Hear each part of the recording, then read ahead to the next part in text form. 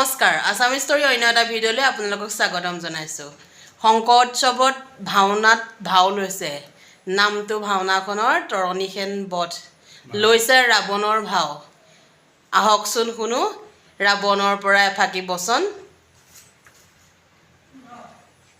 ত্রিভুবনে বিজেতা বিশ্বস্য বাবুর সজাত রাক্ষক জননীর গর্ভজাত লঙ্কাধিপতি রাজা দশাননময় ঋষি মহর্ষি তপে দিব্যজ্ঞানী হই তন্ত্রবিদ্যা হস্ত তন্ত্রৈক্যময় সপ্তসুর রাবণ বিনার সঙ্গীতজ্ঞ হস্তজ্ঞ ব্রহ্মজ্ঞানী ব্রাহ্মণময়।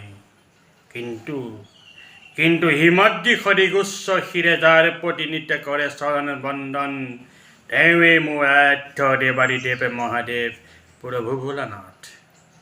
আজি মোৰ মন প্ৰাণ আনন্দত উঠলি উঠিছে, অন্তৰত জাগ্ৰত হৈছে প্ৰতিহিংসা সুপ্ত সিংহ। বনৰ মাজত অকলে পাই মোৰ ভগ্নী সুপৰ নখাকে ৰামৰ আদেশত নাক কাণ কাটি শাস্তি বিহিলে ভাতৃ লক্ষ্মণে। এই অপমানৰ প্ৰতিশোধ নোলোৱা পৰ্যন্ত ৰাৱণে ক্ষান্ত নাথাকে। সেইবাবে মামা মোৰ মাৰিছ দ্বাৰা মায়া আমি গৌৰৱ ধাৰণ কৰাই লৈ যাম ৰাম লক্ষ্মণক বহু দূৰলৈ। আৰু সেই সুযোগতে সীতাক মই কৰিম হৰণ আৰু ভগ্নীক কৰা অপমান লম প্ৰতিশোধ। যাওঁ মই পঞ্চৱতী বনে সুযোগৰ কৰোঁগৈ অপেক্ষা।